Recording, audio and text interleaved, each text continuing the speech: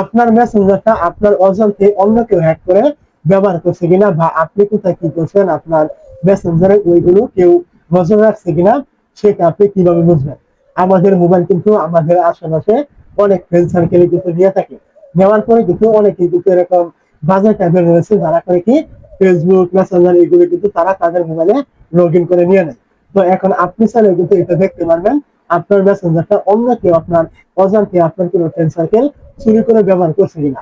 তো তার জন্য আপনি কি করবেন, প্রথমে আপনি চলে আসবেন আপনার মেসেঞ্জার একটি থাকবে, আপনি কি করবেন এইখান থেকে আপনি মেসেঞ্জারে চলে আসবেন।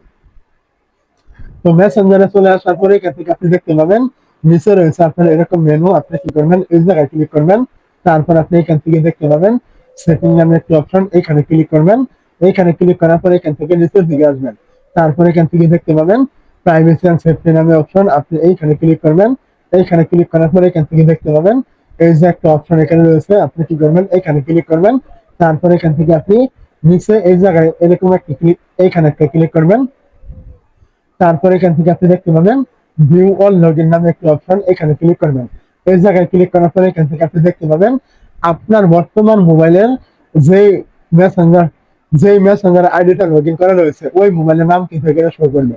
তো এই মোবাইলের নাম বাদ দিয়ে যদি আপনার এখানে অন্য কোনো মোবাইলের নাম শো করে তাহলে বুঝে নেবেন আপনার ওই মোবাইলে আপনার মেসেঞ্জারটি কিন্তু লগ ইন করা রয়েছে।